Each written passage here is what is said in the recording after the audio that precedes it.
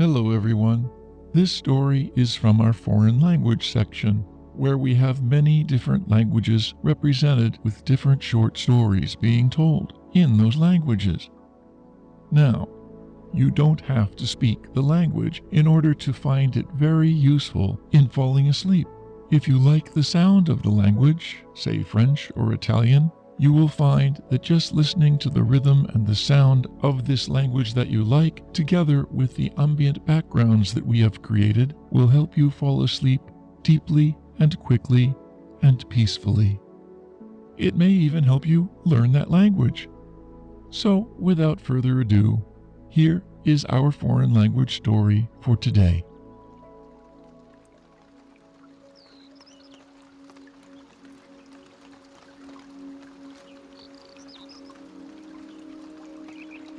Los músicos de la montaña, de Miguel Canet.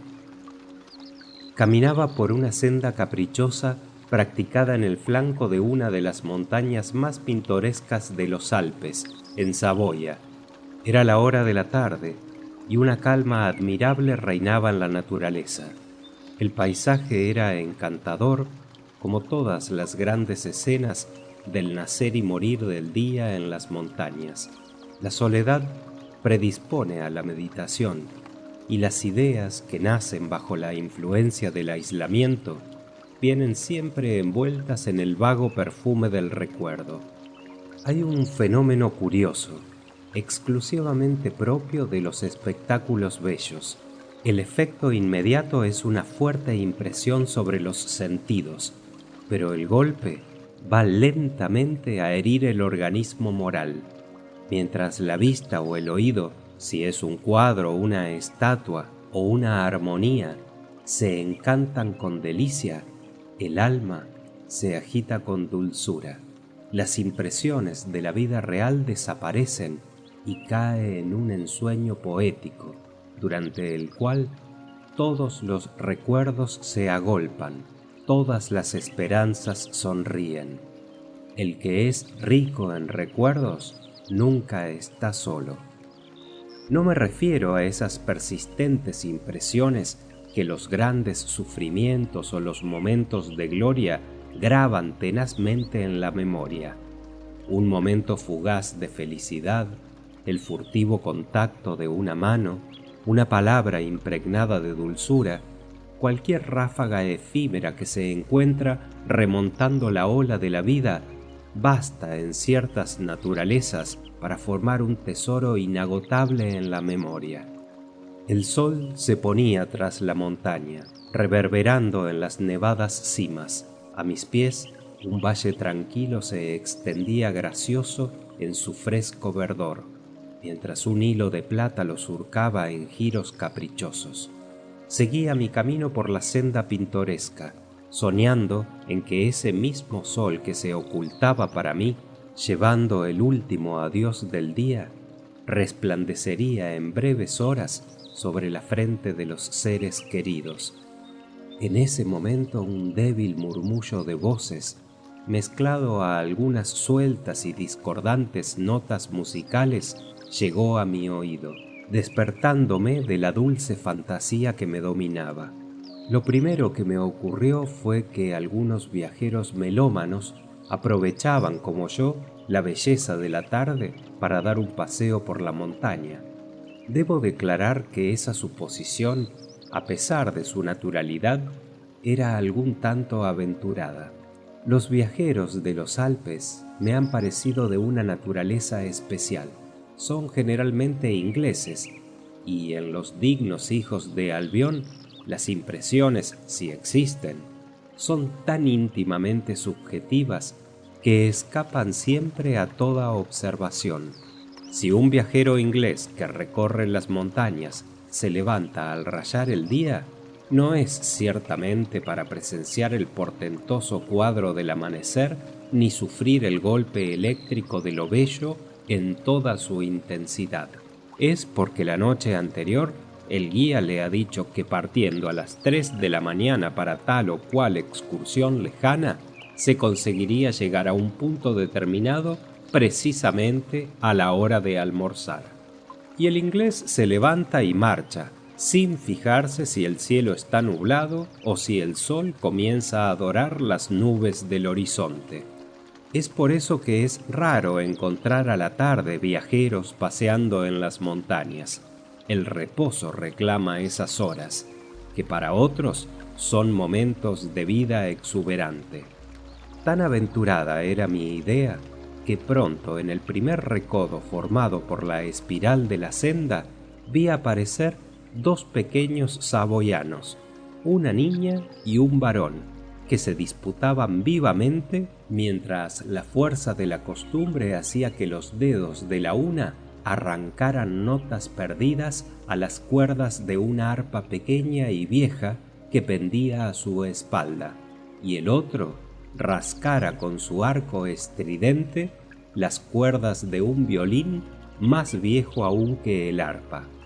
Parecían tener de 10 a 11 años de edad, y la semejanza de sus fisonomías morenas, de grandes ojos negros, pelo lacio y largo, caído descuidadamente sobre la frente y las sienes, revelaba que eran hermanos.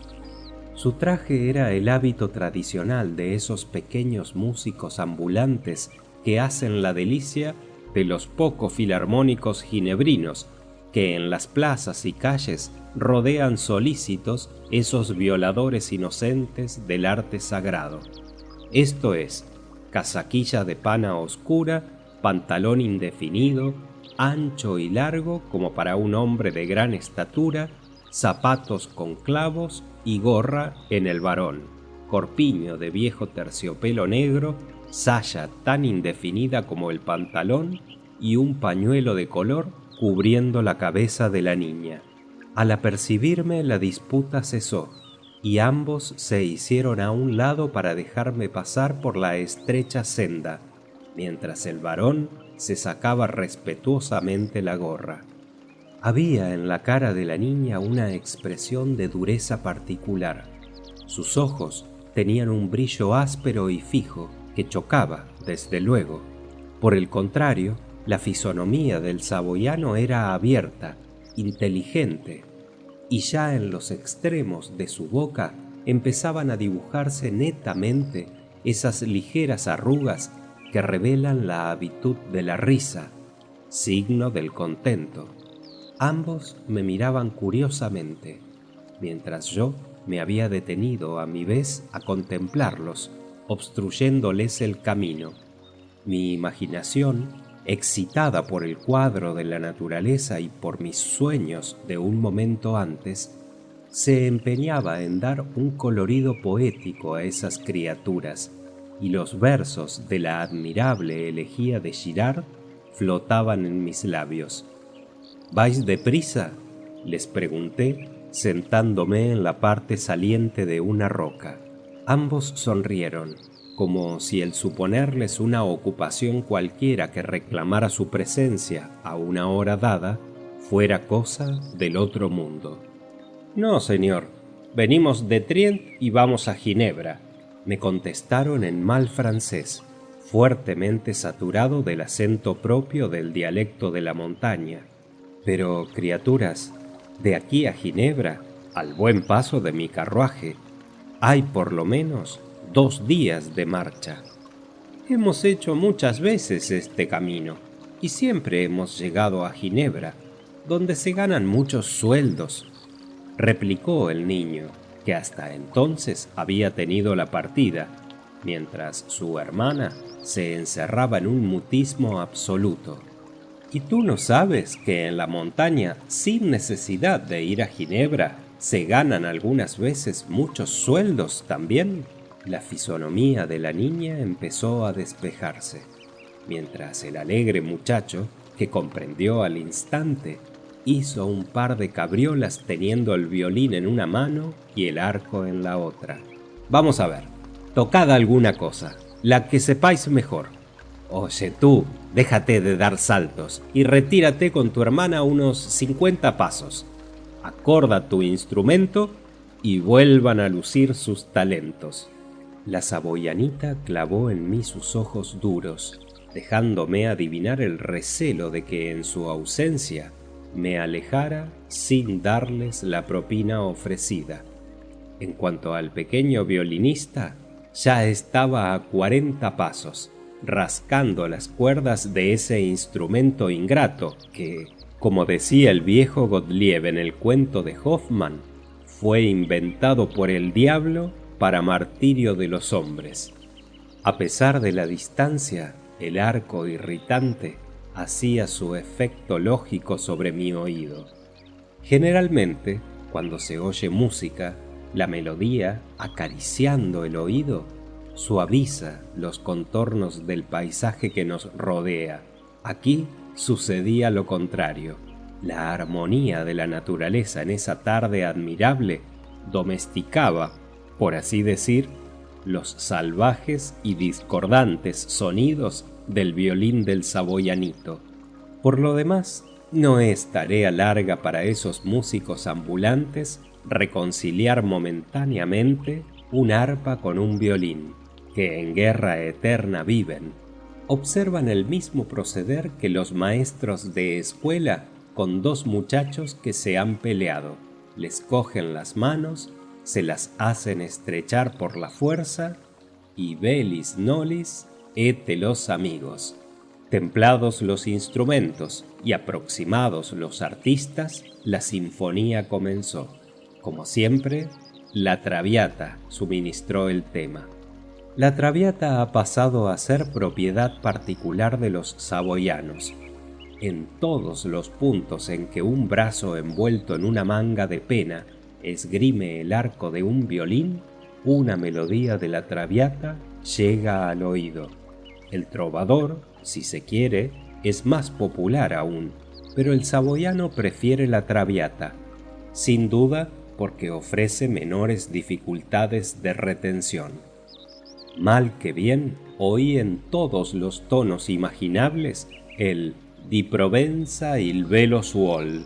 Mientras tocaba, el saboyanito miraba el cielo, las montañas, a mí, a todas partes indistintamente, como el músico vulgar de una orquesta que, sabiendo la partitura de memoria, mira al paraíso donde tiene un amigo que lo espera para cenar mientras se está cantando el dúo del Fausto. La niña miraba tenazmente la cadena de mi reloj, con ojos ávidos como los de un pickpocket. El oro atraía su mirada, la sojuzgaba. Aquella criatura, a pesar de su miseria, empezaba a hacérseme antipática. Luego del morió de ejecución, por el que felicité ardientemente al muchacho, que me agradeció con una sonrisa que significaba claramente: tengo la conciencia de que rasco como un perro, vino el trozo obligado de canto. La saboyanita cantó esa melodía dulce y monótona que habréis oído 1000 veces, una invocación a Santa Lucía. En general era entonada, pero sus esfuerzos para dar las notas agudas hacían una impresión penosa, aumentada por el violín del hermano, que, no queriendo dejar en el mal paso a su compañera, producía unos sonidos imposibles, bajando el dedo sobre la cuerda hasta casi tocar el punto por donde pasa el arco. No queriendo desanimar esas pobres criaturas que ganan miserablemente su vida, permanecía grave y serio, oyendo sus manifestaciones artísticas.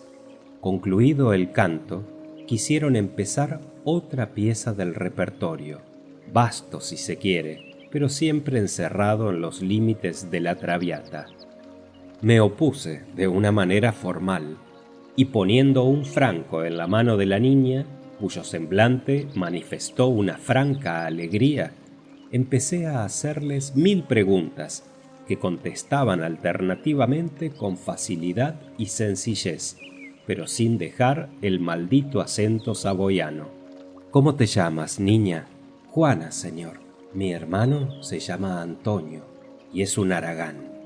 Antonio, profundamente embebido en ese momento en el estudio del puño de mi bastón, no manifestó el mínimo indicio de haber oído el epíteto con que Juana lo obsequiaba. Dime, Antonio, ¿qué edad tienes?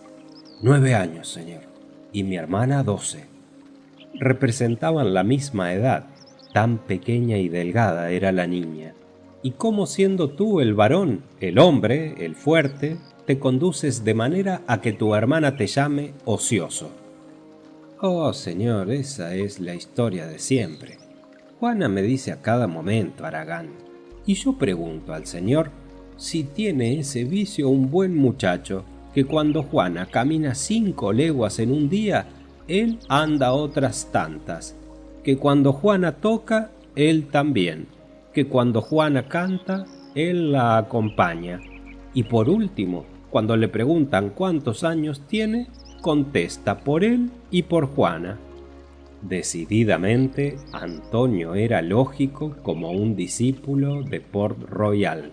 Lo hice notar así a su hermana, y ésta, como si estuviera habituada desde larga data a semejante debate, contestó rápidamente: «Pero tú no dices al señor que cuando llegamos a una posada, tú quieres gastarte la mitad de lo que hemos ganado en comer, y luego dormir hasta muy entrada la mañana».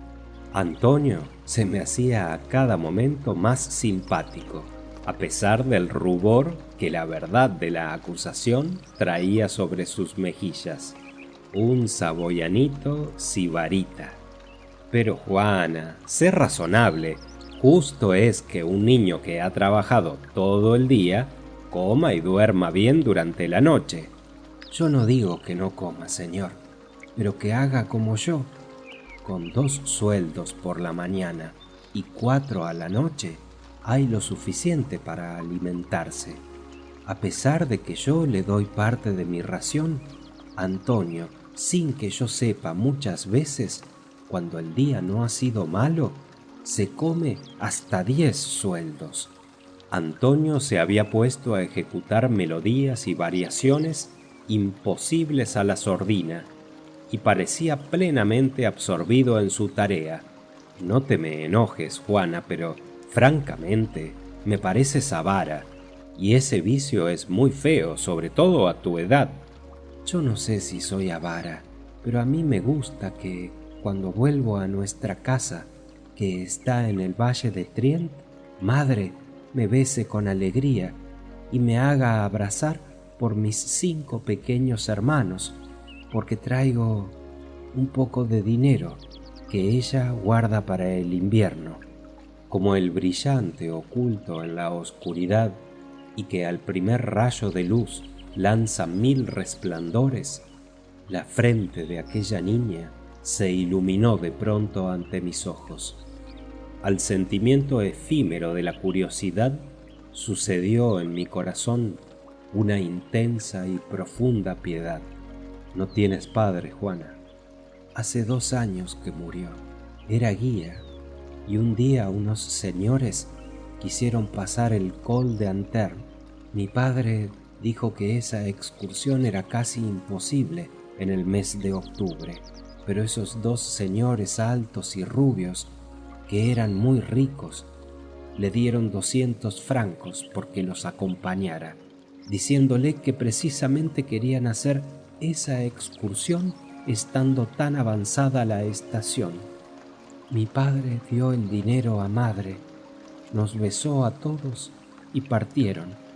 Al día siguiente, la tempestad cayó sobre la montaña y en el primer deshielo de la primavera, el cadáver de mi padre fue encontrado al lado de los 2 señores, dando todavía la mano a uno de ellos. Madre y yo lloramos mucho. Todas las noches, ella en casa y yo donde me encuentre, rezamos a San Bernardo y a la Virgen por el alma del que murió. Nunca he tenido rubor de mis emociones, por pueril que fuera su causa. Las lágrimas son una bendición, porque si no brotan de los ojos, caen al fondo del corazón, y allí parecen petrificarse en una misantropía árida y fría. La breve narración de la saboyanita humedeció mis párpados. Antonio había cesado su gimnasia musical y oía a su hermana en silencio, aunque no muy emocionado. ¿Y tu buena madre, niña, en qué trabaja? Hace la ropa de los hermanitos y cuando tiene tiempo teje tricot. Llámanse así unas medias en extremo gruesas que el viajero pasa sobre su calzado a fin de no resbalar sobre el hielo. ¿Y con eso pueden vivir? Somos muy pobres, señor, y le tenemos mucho miedo al invierno. Pero madre haciendo tricot y nosotros corriendo los caminos, hemos ganado hasta ahora cómo vivir. Pronto los hermanitos serán grandes y Antonio podrá ser guía. Si Dios quiere, podremos seguir viviendo. Pobre y buena criatura. Y yo, que te había tomado entre ojos, me di vuelta hacia Antonio, que abordando francamente la situación, se había apoderado de mi bastón y contemplaba el puño a su sabor. Antonio, ya ves que soy un señor muy corriente. Dime, pues, la verdad, ¿cuál ha sido tu mayor ambición cuando has estado en Ginebra? La cara de Antonio adquirió el colorido de los cuadros del Españoleto, un rojo subido, al par que, haciendo girar la gorra entre sus manos, miraba tímidamente a su hermana. «Vamos, Antonio», dijo ésta, «sé franco con el señor. Cuando tocaba en Ginebra, delante de un café», murmuró el violinista, «me gustaba pensar que algún día podría sentarme en una mesa y comer de todo, como los señores». Juana, Antonio, tengo el placer de invitar a ustedes a comer conmigo, dije en el mismo tono de civilidad que habría empleado en París para convidar a dos relaciones de etiqueta. Ambos abrieron tamaños ojos y se miraron entre sí.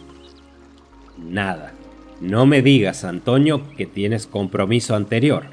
Échate a andar por delante, tocando una marcha si sabes, o en postrer recurso el brindis de la Traviata, que en último caso y con un poco de buena voluntad convertiremos en un paso de marcha.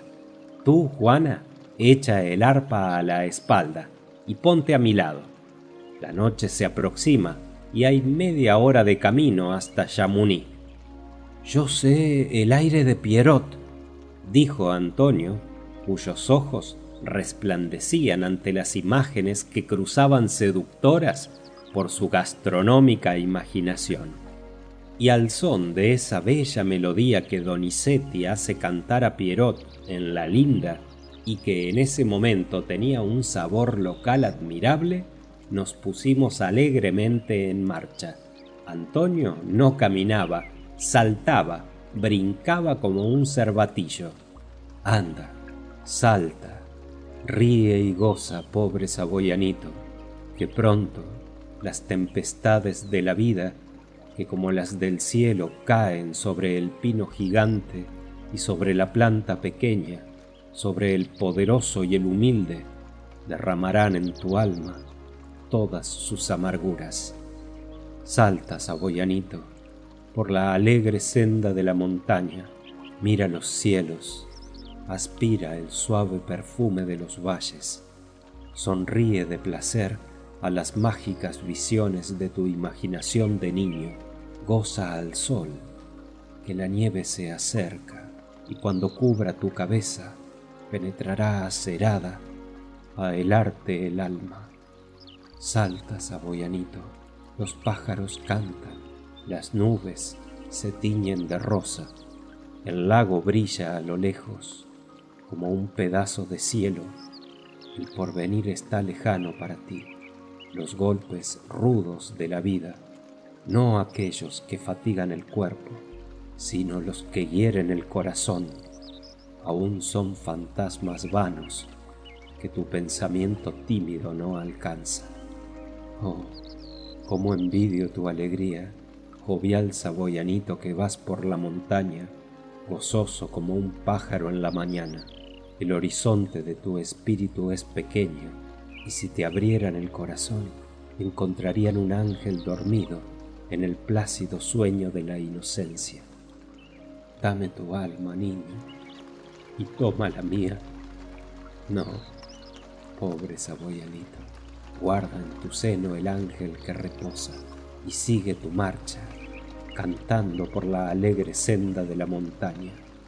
Me miras y al ver las ropas que me cubren, la expresión de mi fisonomía, crees que vivo en el mundo de los felices, mientras tú andas por las villas y los caminos, buscando como las aves el pan de cada día. Mira a los cielos, alegre criatura, que allí está la luz y la vida.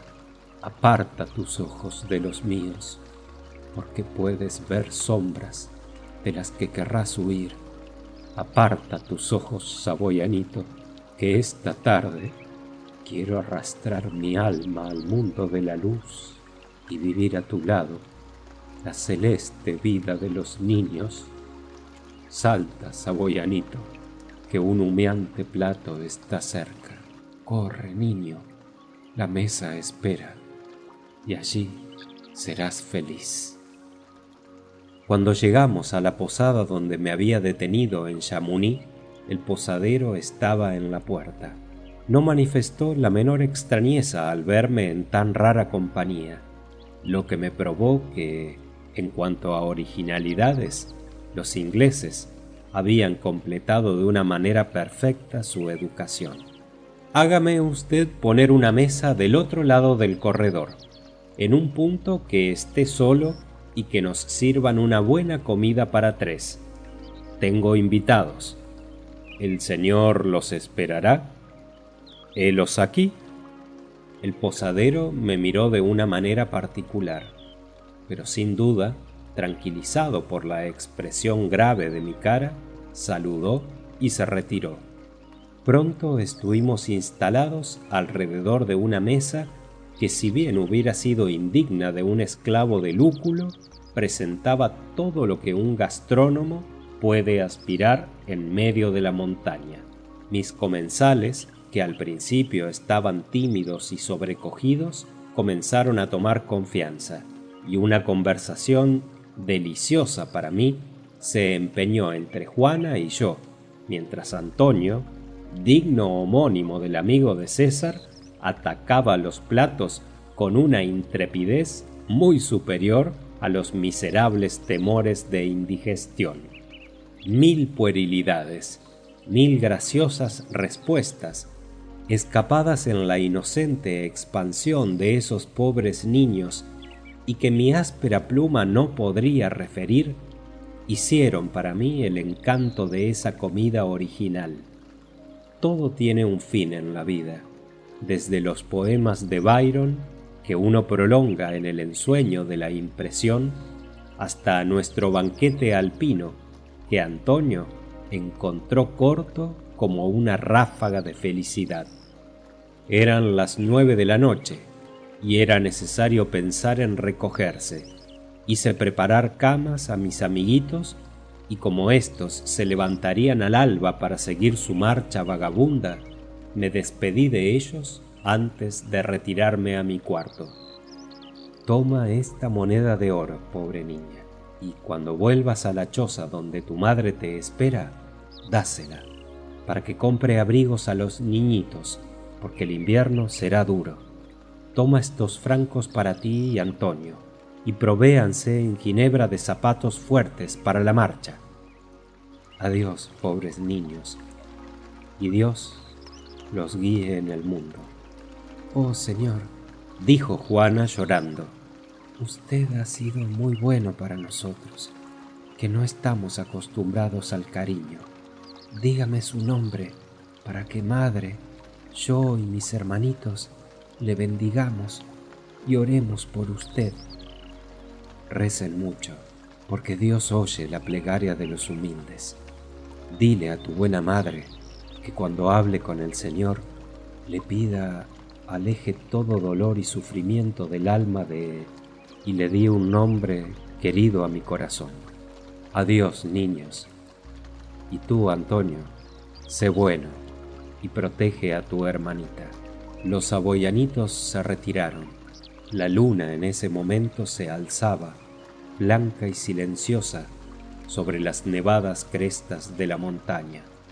Una emoción desconocida se apoderó de mí, y mientras los cielos se iluminaban vagamente al resplandor de la pálida viajera de la noche, incliné la cabeza y pensé en la patria, en mi madre, en mi amada y en Dios.